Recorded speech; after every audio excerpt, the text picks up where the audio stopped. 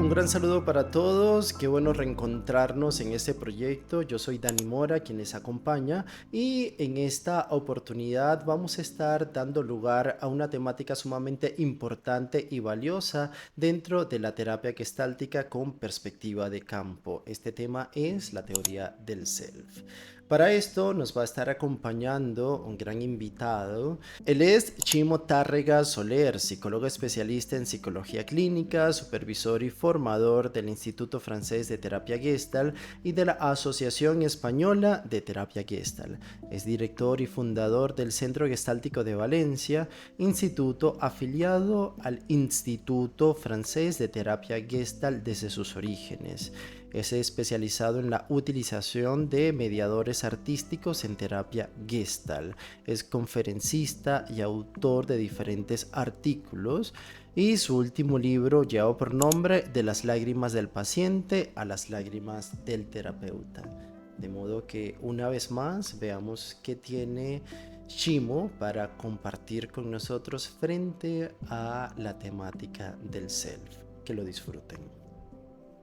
Chimo Tárrega, un gusto tenerte en este espacio, de verdad, sobre todo por el tema del self, que Mm, por allá hablábamos de que el self no se puede entender como algo solo o aislado, sino que eh, es un tema que va en espiral con otros, ¿no? Con el mm, proceso de contacto, con el campo, la psicopatología, la fenomenología y demás.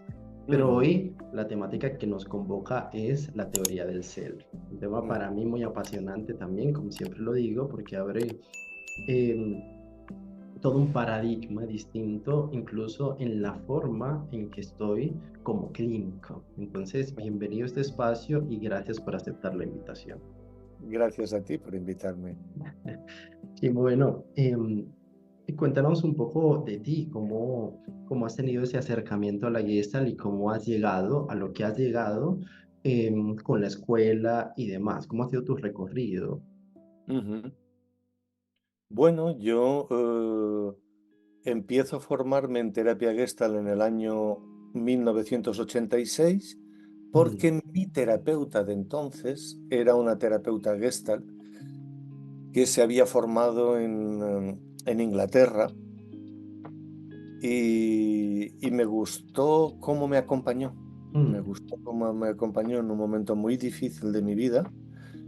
Y cuando ella organizó un programa de formación en terapia Gestalt, dije, yo quiero formarme en la misma disciplina que de esta mm, mujer, de esta mi terapeuta. Pero la formación que recibí en España me decepcionó muchísimo. Los formadores que venían no se parecían a ella, no tenían su estilo, que era muy respetuoso, muy acogedor, muy cálido. Eran formadores más bien confrontadores, más bien mm, humilladores, eh, y no me enseñaban ninguna teoría. mm. Decían que la terapia Gestalt no tenía una teoría, eh, y me decepcionó mucho.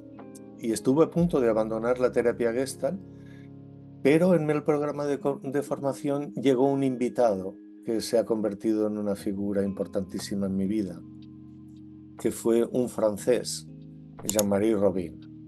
Mm, Y cuando lo conocí y conocí la teoría del self a través de él, de cómo la transmitía, dije, esta teoría sí que va conmigo, esta teoría me habla al corazón y no solamente al intelecto, además de que al intelecto también me hacía pensar y como tú decías, ¿no? Repensar la clínica de otra manera, posicionarme de otra manera. Encontré en él una teoría muy interesante, una teoría muy revolucionaria y que iba mucho conmigo. Y entonces no huí de la terapia Gestalt, sino que me quedé gracias a Jean-Marie. Y entonces le fui persiguiendo, acosando, eh, desempolvando mi francés de la escuela, del mm, instituto y tal, para llenarle de preguntas, sí, literalmente le acosé. Eh, y entonces le pedí si podía seguir formándome con él. Y yo continué mi formación en Francia con él. Y hacía viajes a Francia a formarme con él y con su equipo. Y cuando en el año 1989 la que era mi terapeuta, Elvira, no quiere seguir más con la formación, no quiere seguir más como responsable de la formación y me pide si yo puedo coger el testigo, yo cojo el testigo de continuar la formación, pero no la quiero hacer con la gente española. Mm. Y entonces le pido a Jean-Marie si el Instituto Francés, l'Institut Français de Gestalt Therapie, estaría dispuesto a avalar una formación fuera de territorio francés. Me dijeron que sí, que me apoyaban y ahí empezó mi andadura también como organizador de una formación centrada en la teoría de campo, centrada en la teoría del self, en el año 89. 89. Qué interesante. Creo que he venido resonando mucho con esas historias, porque ha sido poco a poco el camino que también me ha venido llamando un poco. Ajá. Sí, porque obviamente pasé 12 años también en la Gestalt de California hasta que en algún momento de mi vida hubo un quiebre y me Ujú. hizo pasar o migrar a esta Gestalt que era desconocida aquí en Latinoamérica. Ujú. Sí, y gracias a Dios la encontré y aquí ando haciendo este movimiento. Vamos a ver qué va pasando. Y también Ajá. he venido acosando a Robin. Así que Ah, también, sí. sí, claro. Por lo menos para que esté en este espacio y por supuesto ya aceptó, ya tenemos fecha, entonces estoy sumamente emocionado. Y cuando te escucho me emociono también. Ajá. Así Ujú. que bueno. Y bueno, para comenzar, Chimo, ¿qué es la Gestalt con perspectiva de campo? Así como definición amplia y general. La Gestalt, desde la perspectiva de campo, para mí introduce una revolución en la manera de pensar la psicología, la psicopatología y la práctica clínica, Mm. porque de repente el acento no está puesto en la persona, en el individuo, sino que la unidad mínima de observación y de análisis con sentido y con significado es considerar al individuo en un contexto. Es decir, ya la unidad mínima de observación no es lo que le pasa al individuo en algún lugar en el interior de su mente o en eso que llamamos psique, sino que de repente la teoría de campo define lo psicológico como las operaciones de contacto para el crecimiento y el desarrollo de la personalidad humana, las operaciones de contacto que se dan entre un organismo y su entorno. Con lo cual, la unidad mínima de análisis ya no es un individuo considerado aisladamente, sino que es un individuo en relación con otros individuos, con otras personas. Y si la psicología es el estudio de esa interrelación organismo-entorno, la psicopatología pasa a ser el estudio no de una enfermedad mental o en el interior del individuo, Ujú. sino una enfermedad o un sufrimiento, como nos gusta llamarlo actualmente, de la relación, del entre, de Martin Buber. Eh, y de las interrupciones, bloqueos, inhibiciones que se producen en ese contacto creador y que pueden interrumpir el crecimiento del ser humano en relación con otros seres humanos. Entonces, para mí, eso abre una perspectiva totalmente nueva. Claro. Entonces, bajo esa lógica, ¿qué es el self? ¿Y cómo opera el self? Ujú. El self es una palabra que de difícil traducción Mm. al castellano eh, y que como tenemos esta mentalidad de construir cosas, pensamos que el self es algo y el self para mí no es nada. Es decir, no Mm. es nada más allá de un constructo teórico. Mm. Eh, Y, que para mí, ¿qué viene a decir ese constructo teórico? Lo que te he dicho hace un momento, es decir, el self es una función del campo organismo-entorno. Por tanto, lo que le pasa a la persona, efectivamente le pasa a ella, pero le pasa en relación con otros, con un otro, o con la ausencia de un otro. No le pasa a ella concebida en soledad.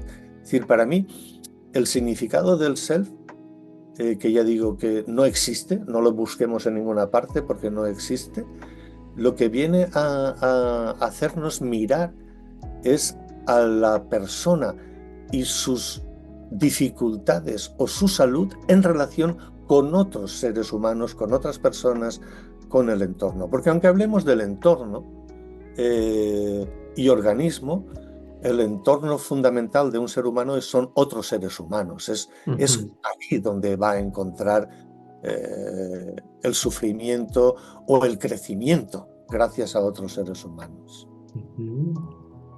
O sea que el entorno está reducido a un otro humano. No solamente, es decir, porque está también el entorno de los objetos, el Ujú. entorno de las mascotas. Un perro puede ser un entorno muy, muy importante para un ser humano. ¿Mm? De hecho, en determinadas escuelas de terapia sistémica, cuando se hace el genograma, también se apuntan las mascotas, Ujú. porque son entornos significativos e importantes para el ser humano. Pero fundamentalmente lo que nos pasa a los seres humanos, lo que nos provoca felicidad es enamorarnos de otro ser humano, Mm. que otro ser humano se enamore de nosotros, es sentir respeto por otro ser humano, sentir que otro ser humano nos respeta.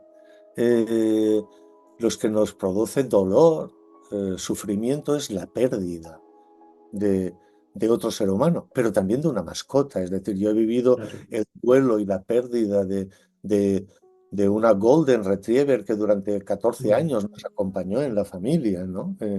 Y eso me hizo sufrir, y hizo sufrir a mis hijas. Pero, pero son esas pérdidas, ¿no? Los que nos hacen caer en una depresión, una tristeza profunda, o es la ausencia de ese otro que buscamos y que anhelamos encontrar.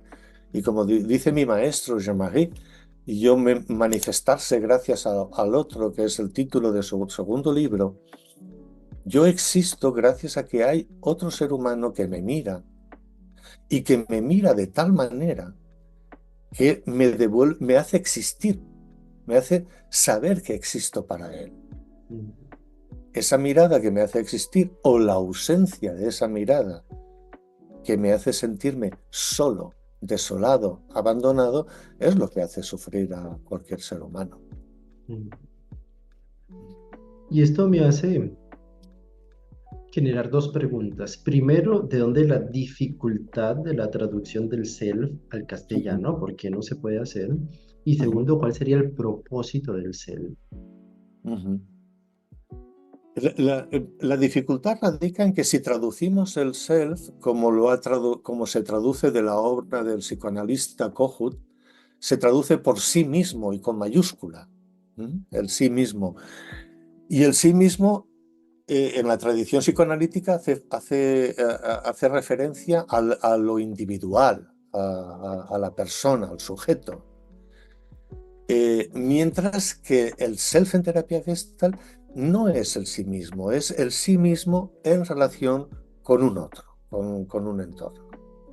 Y, y lo dice nuestra obra fundadora, y lo dice a propósito del self, cuando dice que es una función del campo, lo que quiere decir es que cualquier cosa que le pase a un ser humano, como la hemos de entender situándolo en un contexto relacional, como a su vez dice el primer principio de la teoría de campo de Kurt Lewin.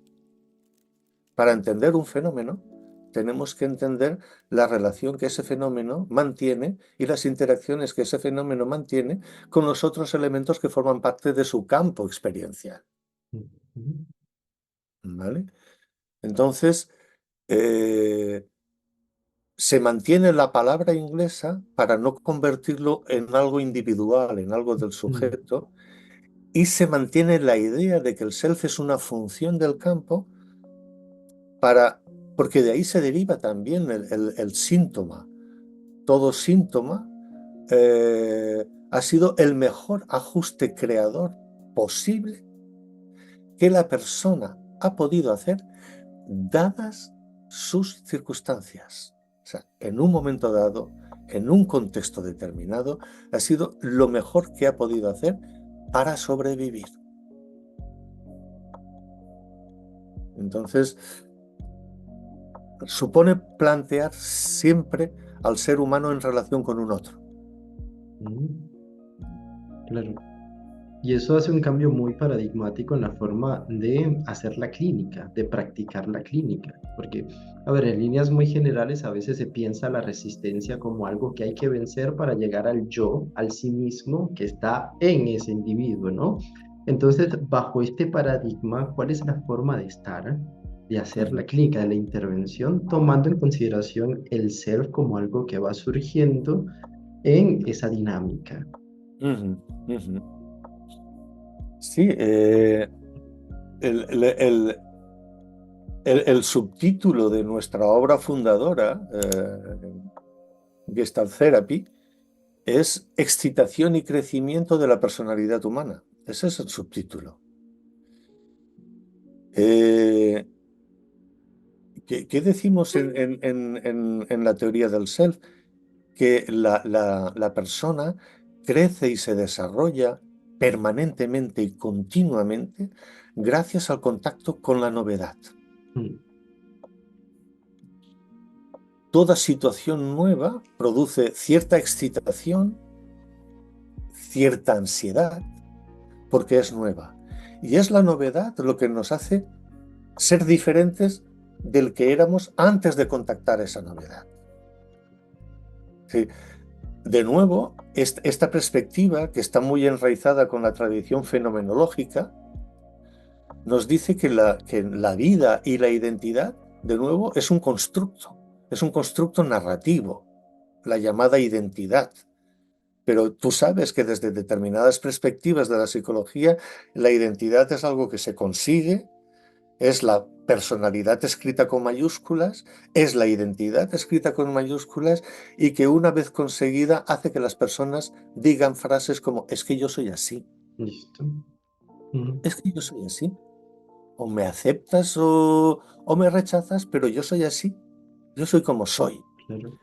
Mientras que desde la terapia Gestalt, ese ser siempre, ese yo soy, siempre es transitorio, siempre es un equilibrio, como dice Jean-Marie, metastable, que tiende a volverse a poner en movimiento porque algo lo desequilibra, una nueva situación, un nuevo reto, un nuevo desafío, nos mueve otra vez a tener que ajustarnos creativamente a esa novedad, dar respuestas creativas frente a esa novedad y seguir creciendo. Pretender que yo soy así y que no puedo cambiar sería una perturbación del self, sería una perturbación de la función personalidad,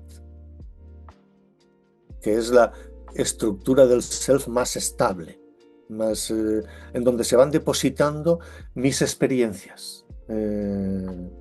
Entonces, decir que yo soy así, que no puedo cambiar, es una manera de frenar el crecimiento. Es una manera de decir, yo ya no puedo seguir creciendo. Ujú. Ujú. Mientras que, como nos dice la fenomenología, mientras estamos vivos, estamos en movimiento, estamos en continuo eh, cuestionarnos quiénes somos. Mm, interesante. Entonces, mm, ¿qué tal si nos adentramos un poco en esto de dónde ocurre la actividad del self? Porque entiendo que es en la interacción y demás, pero ¿cómo? O sea, entiendo que tiene que ver con la novedad, con lo Ujú. que ese organismo, ¿sí? Va construyendo con esa novedad, pero ¿cómo se va dando la experiencia bajo esto que estás contando, la experiencia del self? Ujú. la experiencia justamente se da en el encuentro con un otro. Es decir, Ujú. en aquello, en esa palabreja que está hecha de dos palabras, frontera, contacto, eh, en ese lugar que une y separa al yo del tú, al tú del yo, en ese lugar es donde ocurre la experiencia. Es decir, eh, la experiencia para nosotros siempre habla de un encuentro con un otro que me afecta, ese otro, eh, a la vez que yo afecto a ese otro. Es decir, hay una de las propiedades del self es el modo medio, ¿vale? El modo medio que viene de un verbo, una modalidad griega que no existe en las lenguas románicas ni en otras, es a la vez activo y pasivo. ¿Y qué quiere decir eso? Lo podemos ver con el ejemplo del tocar. Si yo te toco, a la vez que yo te toco, parte activa, yo soy tocado por ti, parte pasiva. Al final, ¿a quién podemos responsabilizar? ¿A ti o a mí de lo que ocurre en ese tocarnos mutuamente? Es decir, gracias a ese contacto con la mano, yo descubro cosas de mí, Ujú. al mismo tiempo que descubro cosas de ti. Aquello que descubro de ti me afecta, me transforma. Lo que descubro de mí gracias a ti me transforma. Y gracias a ese contacto, tú también eres transformado y descubres cosas de ti y cosas de mí. Y descubres el impacto que produces en mí y que habla no solamente de mí, sino de ti. Y descubres el impacto que produces en mí y que no solamente habla de mí, sino de ti. Ujú. Y en ese encuentro yo te transformo al mismo tiempo que soy transformado por el encuentro contigo. Y como a mí me gusta decir, yo no seré el mismo dentro de media hora o lo que dure nuestra charla del que era antes de que tú y yo tuviéramos esta interacción y esta charla. Ujú. Chimo, ¿y esto cómo se pone en marcha en el escenario terapéutico? Porque, a ver, el paciente siempre llega con sus contenidos, con el recorte de la fotografía, con sus síntomas, ¿sí? Ujú, Y bajo esto que me estás diciendo, ujú, que la actividad del self ocurre en la frontera contacto y que es activa y pasiva, que actúa en voz media, ujú, ¿cómo se pone en marcha en el escenario terapéutico?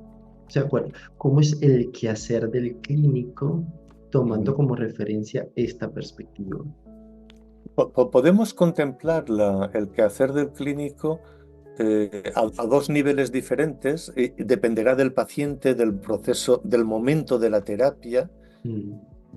porque una de las tareas que podemos contemplar de la terapia es que la persona aprenda a cuestionar sus rigideces. Eso que viene de la función personalidad, eso que viene de yo soy así, no puedo ser de otra forma. Ujú. Como me decía una persona no hace mucho, es que es lo dado. Yo soy así, es como la genética, yo tengo los ojos azules, no los puedo tener marrones.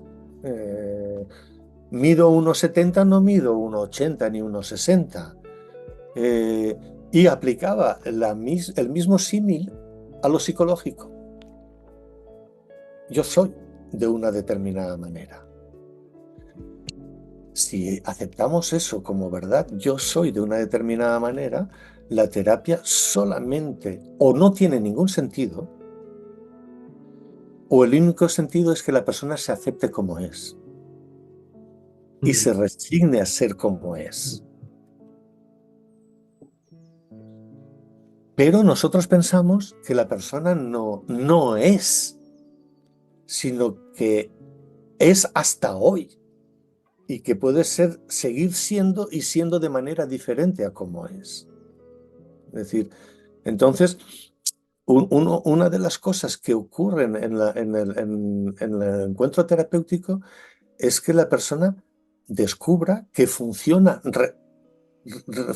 según determinados principios de cómo es la vida y cómo es él, y empieza a tambalearse que esos principios inalterables son relativos, que lo que llama yo soy es una construcción,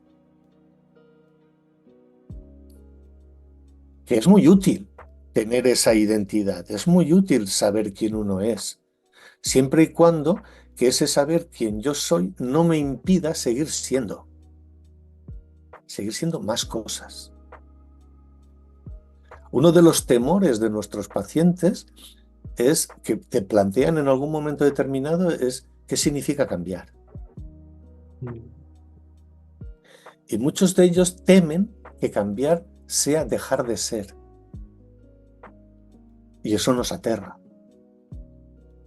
Porque como decía el psicólogo americano George Kelly, si hay algo que el ser humano teme más que la muerte física es la muerte psicológica, la pérdida de su identidad.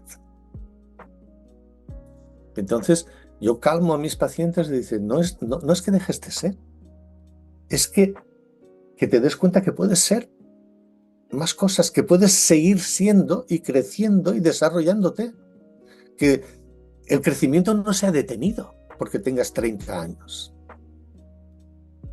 Entonces, la terapia sirve para revisar esas creencias que tengo sobre quién soy yo, el autoconcepto, la autoimagen, la imagen que doy a los demás, mi creencia de qué es el mundo, de quiénes son los otros. Se pone en cuestionamiento toda esa área de creencias que están en nuestra función personalidad, en aquello que otras corrientes de terapia llaman identidad o personalidad con mayúscula, que Wilhelm Reich llamaría carácter. Y para Wilhelm Reich el carácter era una ridificación de la personalidad. Una personalidad libre, una personalidad flexible, nos proporciona información muy útil sobre quién soy yo y sobre quién es el mundo, pero no se cierra ante la posibilidad de que yo pueda ser diferente y que el mundo pueda ser otra cosa. O como nos decía Paul Watzlawick, el teórico de la comunicación humana, ¿es real la realidad? Esa es una vía, cuestionar mis creencias. Pero la otra vía es que lo que se ha dañado en una relación no se puede solucionar en el individualismo. Porque lo que se ha dañado como en la relación se resuelve encontrando otras relaciones significativas, reparadoras, en donde encuentras a otro ser humano que no te humilla, que no te desprecia, que no provoca vergüenza en ti. Y de repente, el tema de la vergüenza que implica cortar los puentes interpersonales con el mundo, porque no quiero que me vuelvan a humillar y a despreciar, y para salir de la vergüenza, por ejemplo, hay que encontrar un entorno capaz de acoger mi vergüenza, capaz de acoger mi vulnerabilidad, en donde yo no me sienta amenazado, pueda sentirme vulnerable. Y gracias a ese otro, a esa mirada de ese otro, yo puedo aparecer de otra forma. Yo puedo reconstruir la herida sufrida, vergonzante, porque descubro que no todo el mundo fue como aquel que me avergonzó. Hay otros seres humanos que me tratan con respeto, con cariño, con afecto. Entonces, y eso no solamente es intelectual, no solamente es cognitivo, lo estoy viviendo. Lo estoy viviendo en mi totalidad cuerpo-mente. O sea, es esa terapeuta de la que te hablaba antes, que en una vez que yo le hablé de la autoridad, es que yo tengo un problema con la autoridad. Yo tengo un problema con la autoridad. Definición de mí. Y ella me pregunta, ¿y conmigo tienes problema? No, contigo no, porque ¿no soy yo una cierta autoridad? Sí, cierto. ¿Por qué no tienes problemas conmigo? Pues porque tú me siento tratado con respeto, siento que confías en mí, eh, me dices que tengo un alto potencial, me acompañas, me acoges. Con lo cual, vivo una experiencia que es sensorial, que es emotiva, que es afectiva, que me permite ver que no todas las autoridades son iguales y que mi yo tengo un problema con la autoridad es falso. Yo tengo un problema con determinadas autoridades eh, violentas, represivas, que no me han dejado ser. Entonces, gracias al encuentro terapéutico, uno tiene la posibilidad de vivir encuentros diferentes, experiencias diferentes que pueden hacer sanar heridas que también se han producido en experiencias que he tenido con entornos que no me han respetado, han destruido mi dignidad. Simo, el self actúa siempre sin restricciones. ¿Qué quieres decir sin restricciones? Es decir, siempre es fluido, siempre acepta la novedad, siempre va al contacto en ese proceso de contactar, ¿sí? Ujú. Siempre actúa sin restricciones, de la forma más sana posible, por así decirlo. Claro, el self de forma saludable, el self de forma saludable Mm, operaría así. Es decir, la otra propiedad del self, hemos hablado del modo medio, la otra propiedad es la espontaneidad. mm, Y muchas veces cuando hablo de espontaneidad en los grupos de formación, la gente lo confunde con impulsividad. mm, Y yo digo, la impulsividad nace del individuo, del egoísmo de la persona que no tiene en cuenta a los demás, ni a la situación, ni lo que es posible en una situación. Mientras que la espontaneidad, como propiedad del self, no nace solamente de la persona, nace de la persona en una determinada situación. De la misma manera que el deseo o la necesidad no salen del interior del individuo, sino del interior de la persona en una determinada situación. mm, Y cuando le pregunto a un paciente, ¿qué necesitas? Yo le digo, ¿qué necesitas ahora, aquí, de mí? ¿Qué buscas de mí? O cuando un paciente en una sesión se echa las manos a la boca del estómago y se retuerce de dolor, de repente hace un gesto de dolor, y yo observo ese gesto, me intereso por ese gesto que está ocurriendo delante de mí, frente a mí, y el paciente me dice, no es mi úlcera, mía, me pertenece. Yo, como buen teórico del self, le pregunto, ¿qué he hecho yo para que te duela la úlcera? ¿Qué ha ocurrido en mm, nuestro encuentro que te duele la úlcera? Tú nada. Es mi úlcera. Pensamiento individualista, intrapsíquico, intraorgánico, es mi úlcera. Ya me dicen los médicos que soy una persona muy nerviosa, que como fatal y que tengo este problema de úlcera. Tú me preguntabas antes cómo opera el clínico. Yo, con toda la confianza depositada en la teoría de campo, considero que esa úlcera que se ha despertado delante de mí es una función del campo relacional en estos momentos entre él y yo, entre yo y él. Pero él se aferra a que es su úlcera. Y yo le pregunto, ¿cuando venías hacia aquí te dolía la úlcera? Y me dice que no. Mientras estabas en la sala de espera esperando nuestra sesión, ¿te has puesto a pensar de lo que me querías hablar, que me querías hablar de tu familia, de tu pareja? ¿Has empezado a notar dolor de úlcera en ese momento? Y dice, no, ok. O sea que ha empezado a dolerte la úlcera aquí, en el encuentro conmigo. Sí. Te vuelvo a preguntar, ¿qué he dicho que no te ha gustado y que ha empezado a movilizar tu úlcera? ¿O qué no he dicho y esperabas que dijera y ha empezado a quemarte la úlcera? Y finalmente me responde, cuando te he hablado de mis dificultades familiares y de mi mujer, has hecho una broma, has hecho un chiste. Me he sentido avergonzado y no te lo he dicho. He pensado, bueno, es una broma, no hagas caso. Pero ahí ha empezado a dolerme la úlcera.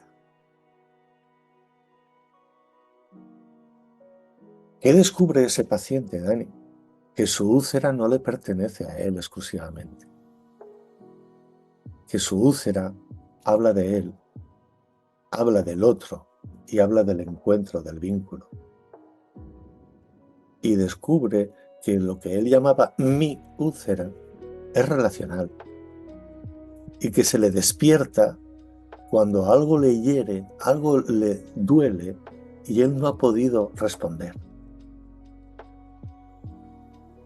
Mm, hermoso, Entonces, sí. entonces el self de modo sano sería capaz, por ejemplo, el self sano hubiese sido capaz de responder a mi broma y decir, Chimo, no me ha gustado lo que me has dicho. Me he sentido avergonzado por tu broma. Sé que podía ser una broma, pero no me ha gustado.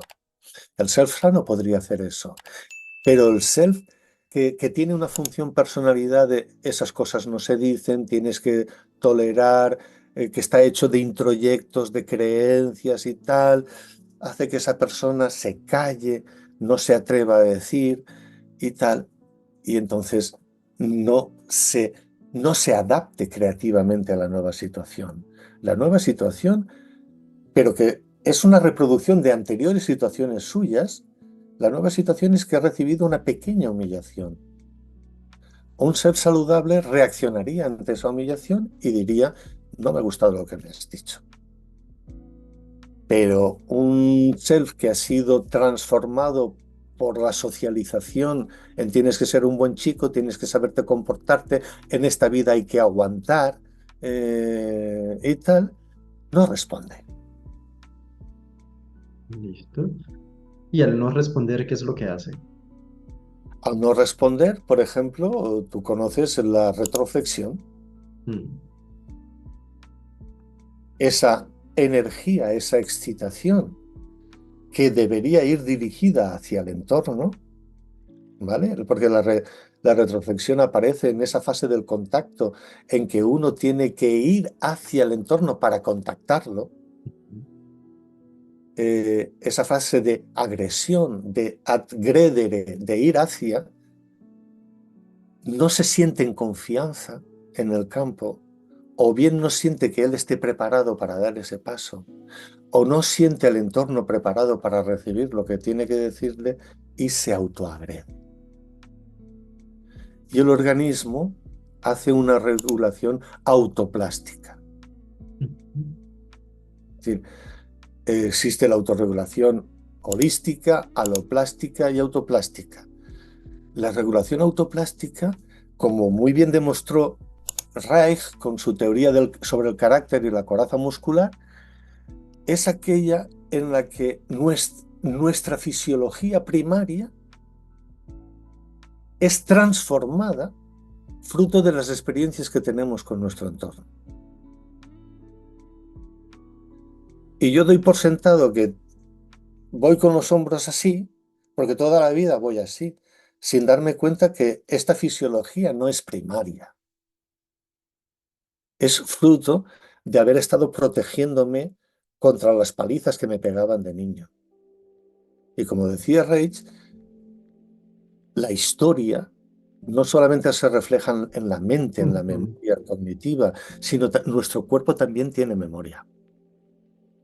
Y nuestro cuerpo también reacciona ante la vida.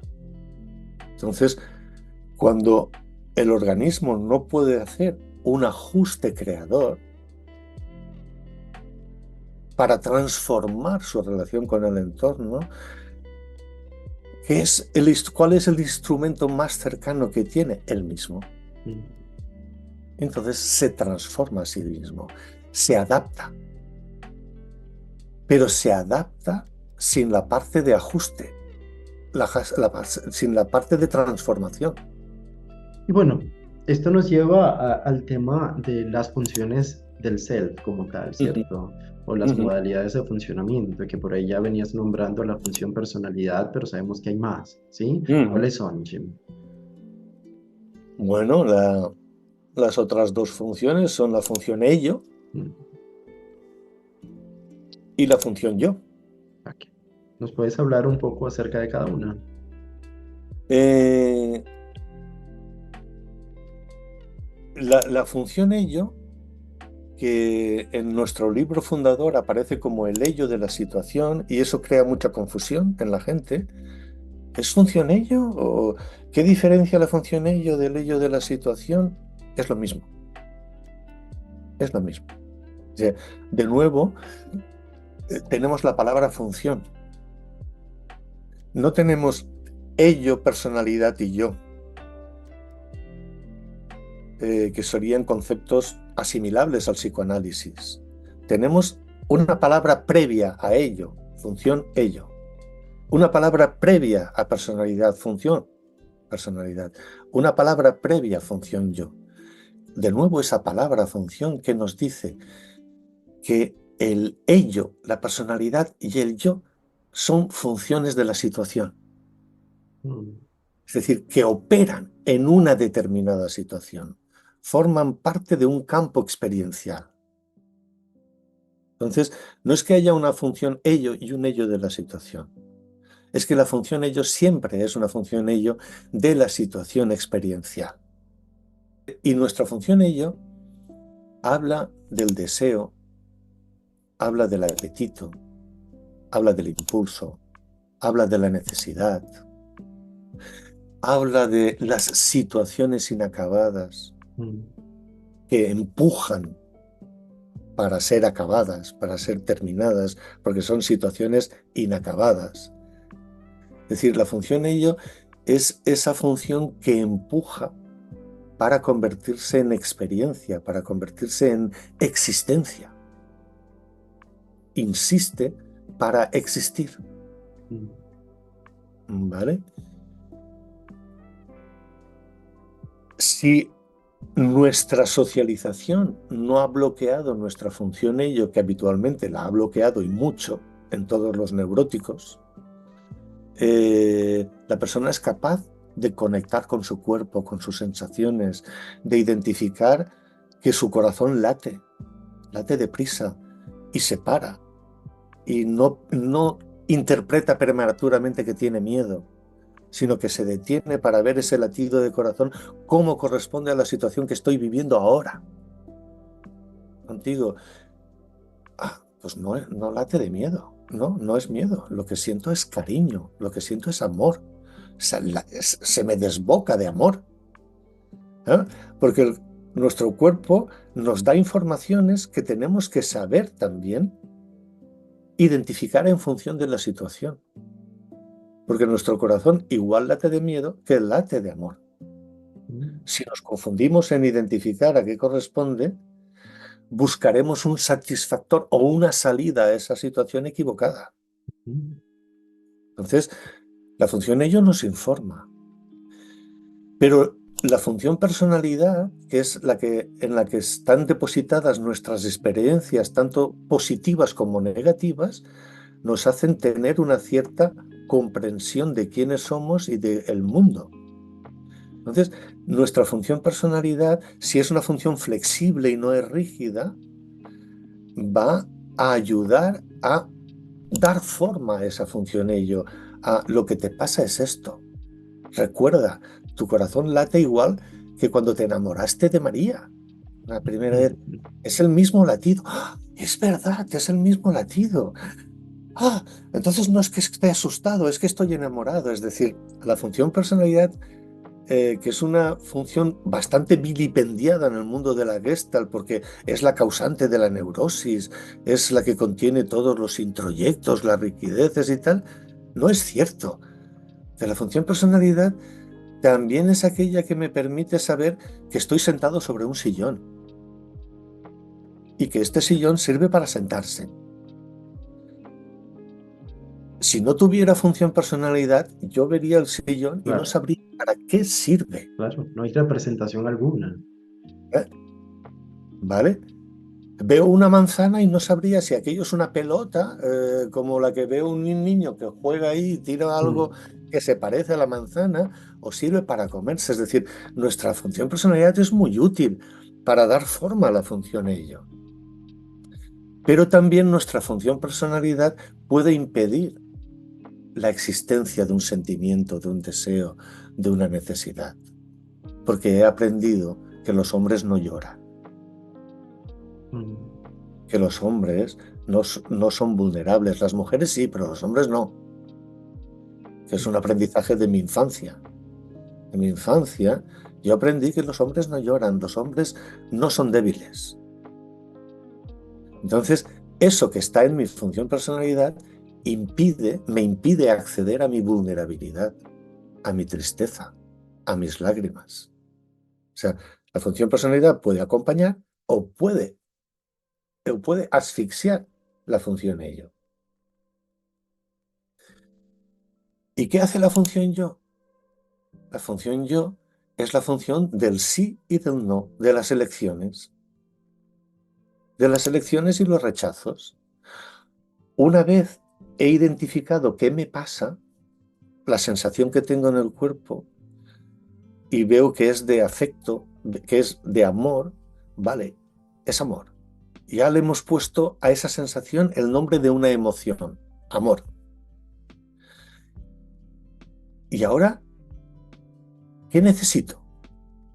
¿Cuál es el paso siguiente? Aquí y ahora para lo de después. Es decir, la función ello aparece para que haya un después. ¿Eh? Busca algo. Entonces, ¿cómo puedo satisfacer esa necesidad de amor que siento en mi corazón? Entonces, la función yo tiene que estar en contacto con la función ello, tiene que estar en contacto con la información que le da la función personalidad, siendo yo quien soy, siendo yo quien soy, estoy añorando a mi amada. Me reconozco ahí, ¿vale? ¿Cómo puedo satisfacer ese amor? Llamando a mi amada. No está disponible. En mi entorno cercano no está disponible. O sea, la función yo también busca en el entorno cuáles son los satisfactores posibles de ese apetito, de ese deseo o de esa necesidad. Si no está disponible en el entorno, no puede elegir nada. De entre todo lo que el entorno me ofrece, un profesor de autoescuela que está sentado a mi lado y que está esperando, mi amiga Luisa, mi, mi, mi vecino. ¿Con quién voy a satisfacer yo esa necesidad de cariño, de afecto? ¿Y cómo lo voy a satisfacer? Pues mira, necesito un abrazo. Pero no necesito un abrazo ayer ni mañana, necesito un abrazo hoy. Ay, Por eso son funciones del aquí y ahora. Del profesor de autoescuela le podría pedir, pero se me va a quedar, me va a mirar raro. Eh, eh, del dependiente, pues también si le pido un abrazo, va a decir, este señor está loco, ¿no? no son opciones, el entorno me las ofrece como opciones.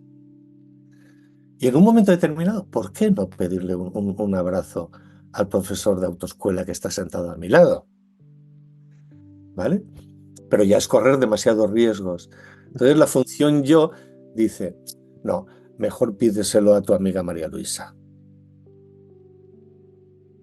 Entonces yo me oriento hacia María Luisa, le digo, ¿me puedes acurrucar un poquito? ¿Me puedes dar un abrazo? Así un achuchón y tal.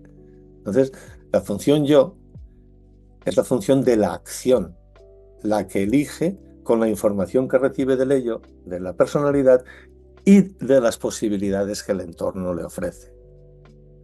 Si resulta que me pilla aquí solo en casa y aquí estoy con Dani, pero con nadie más, y me sale ese pálpito en el corazón amoroso, siempre me queda la posibilidad de, es que echo de menos a mi mujer. ¿Y qué haré? Cogeré el teléfono, la llamaré y le diré que la echo de menos. Y daré salida a esa expresión de amor. ¿Me he explicado? Sí, claro, totalmente, Chimo. Ahora, se dice que estas subfunciones, por así decirlo, son activas y pasivas y al mismo tiempo psicológicas y fisiológicas, ¿no? ¿De dónde viene esto, Chimo? Lo de activas y pasivas no lo había escuchado nunca. Es decir, sí que el self es activo y pasivo, el Mm, modo medio, que son fisiológicas está claro, porque el sentimiento de amor, de miedo, de tristeza, de enfado, de alegría, no solamente son cosas mentales, son corporales. Es decir, mm, sentimos miedo y hay músculos que sienten miedo. Sentimos risa, ganas de reír y hay músculos que se activan con la risa y otros no. Es decir, por tanto, nuestra respuesta al entorno siempre es una respuesta holística. Siempre es una respuesta que involucra al cuerpo, ujú, que involucra a la fisiología y también a las emociones, a la psicología, a la emotividad. O sea, pero damos una respuesta total ante un acontecimiento y ante un encuentro con la novedad. mm. Quizá si pienso en lo que te decía antes de que una de las propiedades del self es el modo medio y que estas tres funciones son tres funciones parciales del self, Ujú, la manera en que puedo concebir esa pasividad y actividad de estas funciones es de nuevo de la misma manera, es decir, eh, expresando mi amor, yo soy parte activa y al mismo tiempo parte pasiva, porque voy a recibir las consecuencias de la expresión de ese amor. mm, Es decir, el impacto que si yo te expreso mi amor a ti, producirá en ti producirá un efecto, pero en mí también producirá un efecto el hecho de habértelo dicho y la respuesta que tú me des a cambio. Entonces, soy actor y receptor de mi acción al mismo tiempo. claro. Chimo, si vamos una a una, porque has hecho un despliegue, yo creo que muy importante y maravilloso de estas tres, pero si vamos una a una, la función ello de la situación, ¿qué es en líneas generales? La función ello de la situación es aquello que nos hace seguir vivos, Ok. en esencia, porque como los psicoanalistas critican a la terapia Gestalt de que nuestra función ello contiene muchas cosas. Para ellos es el instinto, el impulso y tal. Y para nosotros, en nuestra definición, contiene cualquier movimiento, cualquier excitación que surge de una situación nueva y que empuja para convertirse en experiencia. Y te he dicho antes he utilizado dos palabras, experiencia y existencia. O sea, gracias a la experiencia yo existo. Por tanto, es una función totalmente vital. Es una función que tiene que ver con la excitación vital, con Ujú, el impulso que tiende hacia un otro. ujú. Mm, Entonces hablas un poco del cuerpo y de la experiencia corporal como tal, ¿cierto? De la excitación, cómo aparece en ese fondo del cuerpo y demás. Em, Te quiero preguntar ahí, ¿qué hacemos o cómo exploramos la función ello de la situación? Por ahí Robin habla de rastrillar el fondo y demás. Ujú. ¿Qué lugar tiene en este proceso la palabra? ¿Cómo se le da lugar al cuerpo y demás? ¿Cómo se hace? Ajá. Uf, complicada pregunta.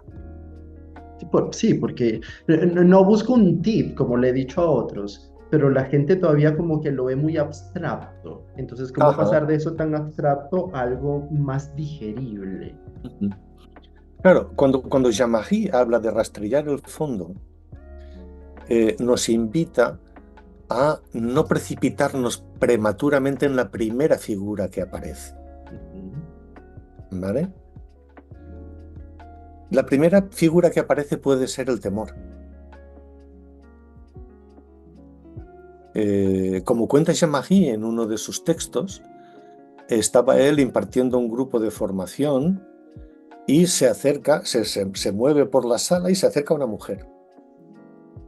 Y esa mujer reacciona apartándose asustada. Y le dice, es que me asustan los hombres, ¿vale? Podríamos decir que la función ello en ese momento es el miedo. Pero ¿realmente esa es la función ello de la situación? ¿O es una función ello antigua, anclada en experiencias de miedo con los hombres? ¿Vale? Entonces, rastrillar el fondo es, aquí y ahora, ¿sientes miedo de mí? Otra pregunta posible es, ¿cómo sabes que es miedo lo que sientes? Es decir, ¿qué indicadores te tienes que te hacen identificar lo que te está pasando como miedo? Normalmente eso nos llevará a que nuestra función personalidad se active y, y trabajemos desde la representación, desde la historia pasada vivida. Pero también podemos trabajar en la situación actual, sin necesidad de ir a la biografía de la persona.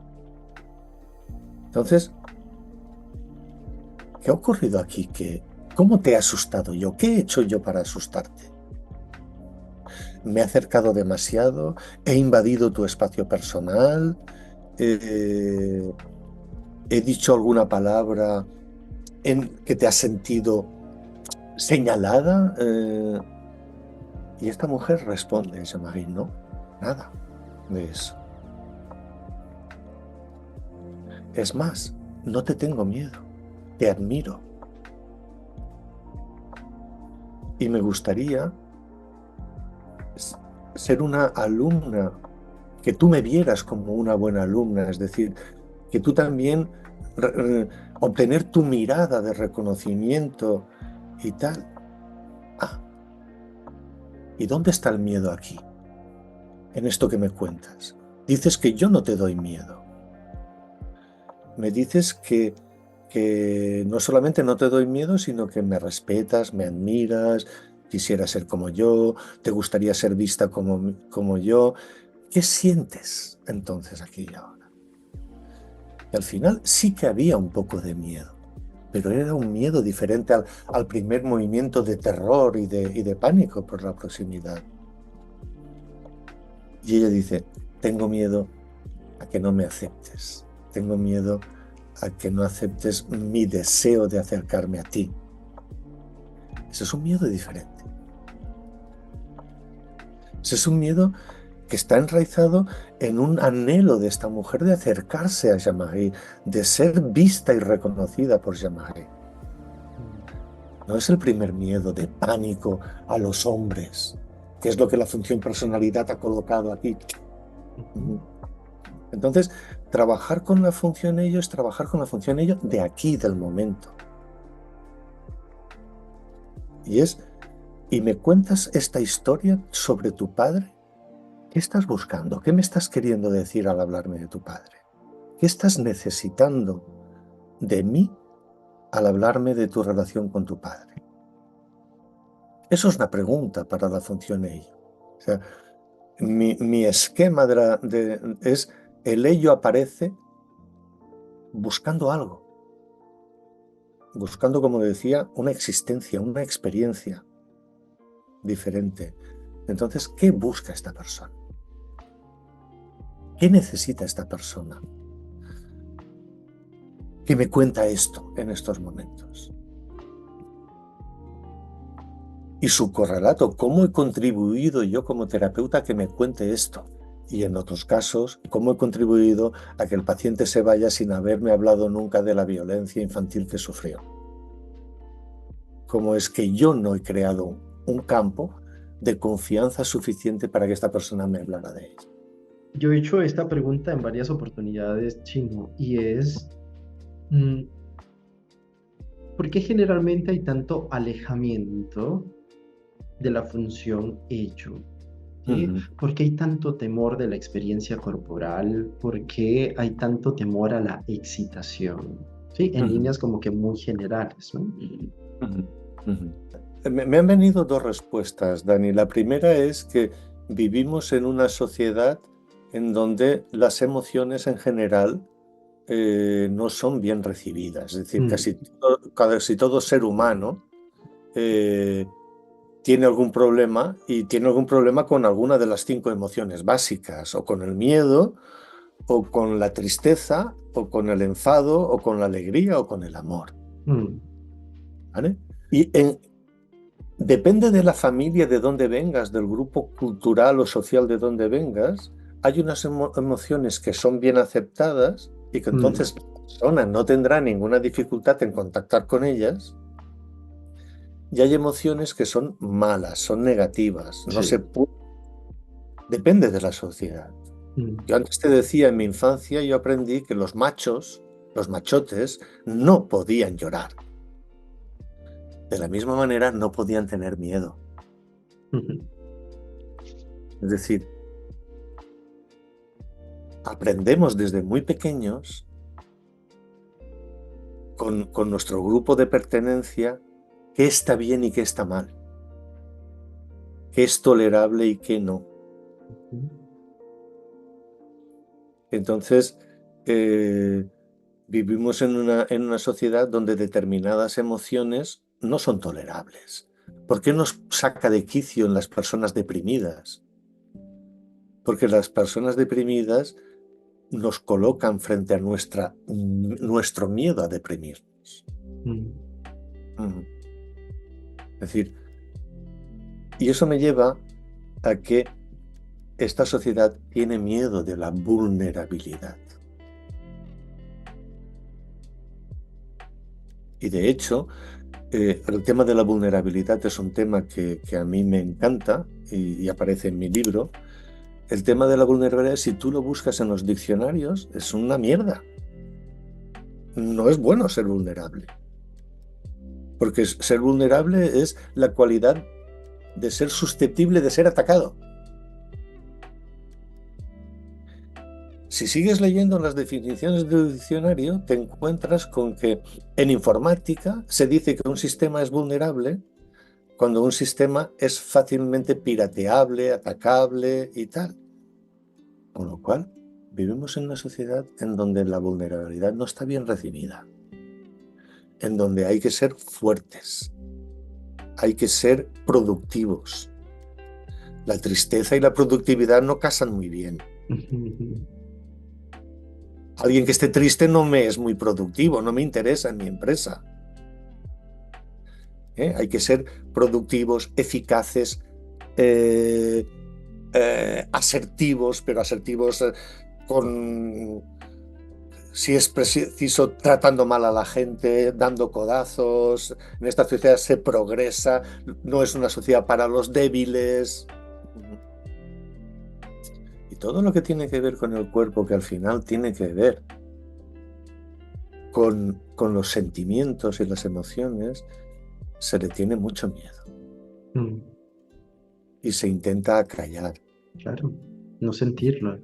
Vengo No acá sé, porque no quiero sentir esto que estoy sintiendo. claro, claro. Pero como decía el filósofo Emmanuel Levinas, el ser humano es vulnerabilidad de los pies hasta la cabeza.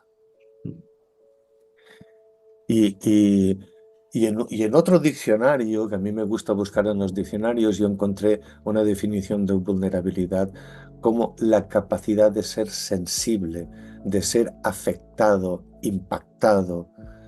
Y entonces la vulnerabilidad aparecía como sinónimo de sensibilidad, de flexibilidad, de disponibilidad.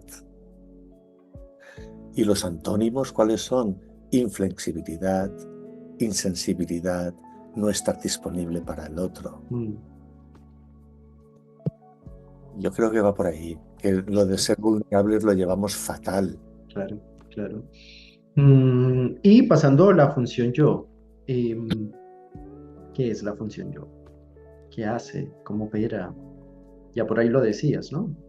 Claro, la función yo, eh, decimos en terapia Gestalt que no solemos ver la función, las perturbaciones de la función personalidad ni las perturbaciones de la función ello.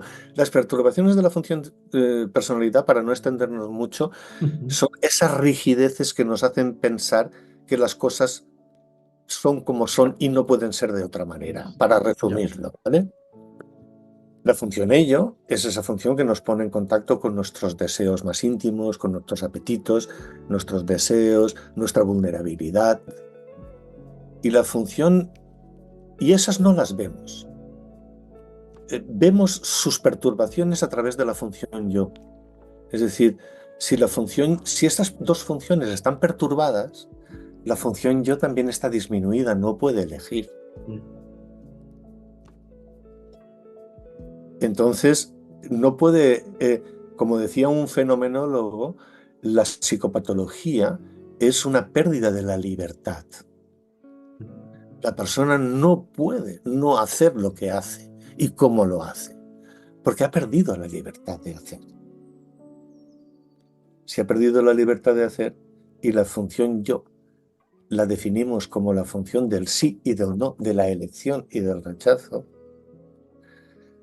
si hay perturbaciones en la función personalidad o perturbaciones en la función ello, hay demasiadas rigideces, demasiadas certitudes que me impiden tolerar según qué sentimientos. Si no puedo acceder a mis sentimientos debido al impacto de la función personalidad, la función yo no podrá operar libremente, porque la información que recibe ya está contaminada. La información que recibe está contaminada. ¿Y qué pasa cuando la función yo no puede operar? Es suplantada por otras modalidades de contactar al entorno, como la confluencia, la introyección, la proyección, la retroflexión o el egotismo. Son aquellas modalidades de contacto que aparecen como pérdidas, en nuestro libro fundador, como pérdidas de la función yo. mm, Esto también ha sido muy confuso porque se las ha llamado resistencias, se las ha llamado interrupciones del contacto, y en realidad en sí mismas no son patológicas. Si van acompañadas de una elección de la función yo, confluimos con los saberes adquiridos, es decir, gracias a la confluencia, todos mis saberes están en el fondo ujú, y no haciendo figura continuamente, gracias a la confluencia. Gracias a la introyección, yo aprendo del otro, de mis maestros, de tal, que me dicen que la Tierra es redonda, que la Luna es un satélite, que tal. Yo aprendo, introyecto ese saber. O sea, confío en el entorno y que lo que me da es nutritivo para mí. La proyección aparece para dar sentido a las cosas. O sea, la proyección va unida a la percepción del mundo. Yo percibo algo e inmediatamente, automáticamente le doy un sentido. Fruto de mis experiencias, le doy un sentido a eso. O sea, percibo una manzana y sé para qué sirve. Mediante la retroflexión, me protejo de partirle la cara a alguien que aprecio mucho porque me he enfadado. mm, Y me muerdo la lengua conscientemente y no te digo lo que me ha molestado, porque si te lo digo ahora, rompo nuestra relación. Y tú eres demasiado importante para mí. Nuestra relación la valoro mucho. Sé que necesito serenarme, sé que necesito calmarme, dejar, dejar que baje mi nivel de excitación. claro. Ahí estoy retroflectando sanamente. Para 3 días después decirte, Dani, tengo algo que decirte. Pero cuando ya me he serenado, cuando ya he buscado las palabras apropiadas, y dentro de 3 días salgo de la retroflexión consciente que hice 3 días antes para decirte, Dani, tengo algo que decirte. No quiero que te lo tomes a mal, porque valoro mucho nuestra relación y tal, pero me molestó cuando el otro día me dijiste tal cosa. ¿Vale? Y el egotismo, una vez de todas las posibilidades que me ofrece el entorno cuando he hecho una elección, a mi amiga María Luisa, el egotismo lo que viene a decir, el egotismo sano, lo que me viene a decir es, ¿tú estás seguro que has contemplado todas las posibilidades que te ofrecía el entorno? ¿Estás seguro que es de María Luisa, de quien quieres el abrazo? Sí, sí, seguro, seguro. Ah, vale, si estás seguro, entonces ya lánzate a la elección. Esas son modalidades sanas de funcionar. ¿Qué pasa? No son sanas cuando no son conscientes, no son elegidas. Cuando yo no soy consciente de estar retroflectando como este señor de la úlcera de estómago. Mm, Cuando yo no soy consciente de que no estoy guiando mi vida por mis propios deseos o intereses, sino que estoy siguiendo los intereses y los deseos de mi padre. Cuando ni siquiera sé lo que quiero, porque estoy en un estado tal de confluencia con mi entorno sociocultural en donde he aprendido que ser diferente, diferenciarme de mi entorno, que significa salir de la confluencia, diferenciarme, individualizarme, es una amenaza para mi entorno. mm, Entonces me camuflo, me diluyo y no sé ni lo que quiero, ¿no? Dime tú, a mí me da igual, es que no lo sé. claro. Bien, Chimo, yo creo que hemos abarcado un montón. em, y me queda como que una última pregunta que estoy intentando construir y es, bajo toda esta perspectiva, mm, ¿cómo podemos darle lugar, por así decirlo, al self en el encuentro terapéutico? Es decir, ¿cómo vamos co-construyendo? ¿Desde qué postura se pone el clínico para acompañar este proceso de despliegue del self? No sé si soy claro con mi pregunta. O sea, Mm, a donde voy es más al clínico, porque siempre está la mirada observacional, ¿no? Y aquí pasamos a una mirada más de co-construcción que me mm, parece enriquecedora. ujú. Entonces, ¿qué tiene que hacer el terapeuta? ¿Qué tiene que buscar? ¿Por qué cosas se tiene que interesar? ¿Qué tiene que dejar aparecer? Etcétera. Es interesante cómo formulas la pregunta, Dani, porque en tu propia pregunta está la respuesta. ¿Por qué has utilizado la palabra acompañar? No has utilizado la palabra intervenir. Es decir, desde una perspectiva experto enfermo, el terapeuta interviene por y para el paciente, para que el paciente tenga una vida mejor. Pero tú no has utilizado la palabra, y hablabas de clínica, pero no has utilizado la palabra cómo interviene el terapeuta. Has dicho cómo acompaña, que me parece fundamental.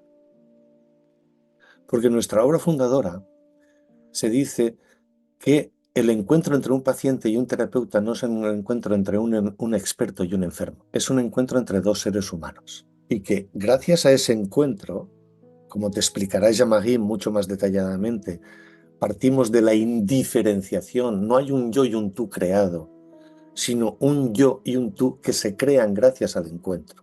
Es un proceso de diferenciación. O sea, la emergencia del self es el proceso de diferenciar y de que aparezca un yo y un tú constituidos gracias a ese otro. Gracias a ese otro.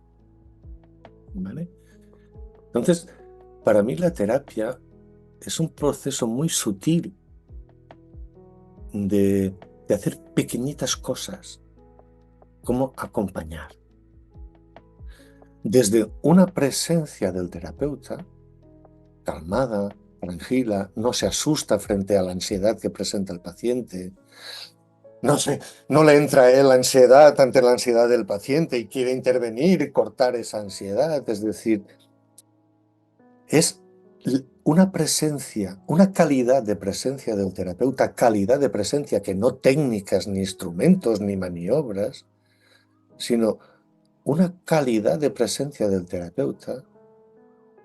Este terapeuta, si volvemos a retomar el tema de antes, que es capaz de sentirse vulnerable, de reconocerse vulnerable y de aceptar su vulnerabilidad y de aceptar más que el paciente le afecta, que el paciente le afecta y produce un impacto en él. Y trabajar desde ese cómo me afecta al paciente para poderlo acompañar mejor.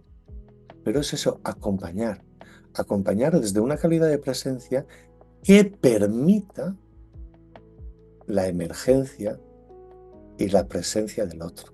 Gracias, Chivo. Creo que ha sido muy enriquecedora y me encuentro mucho con el afecto y la poética en tus palabras. De Ujú. verdad que gracias por compartir tu sabiduría y quedo muy impactado favorablemente de este encuentro. Espero todos los demás también hayan tenido ese acercamiento contigo desde este lugar y estoy seguro que sí. Muchas gracias a ti, Dani, Bueno, por haberme invitado a este encuentro. bueno, un gusto enorme, un gran abrazo desde Colombia y por ahí necesitamos algunas actividades virtuales para poder apuntarnos. Muy bien, Queda como pedido. muy bien, lo comentaré con mi equipo. Bueno, Chimbo, un gran abrazo, cuídate mucho. Un Chao. gran abrazo, Dani, hasta luego.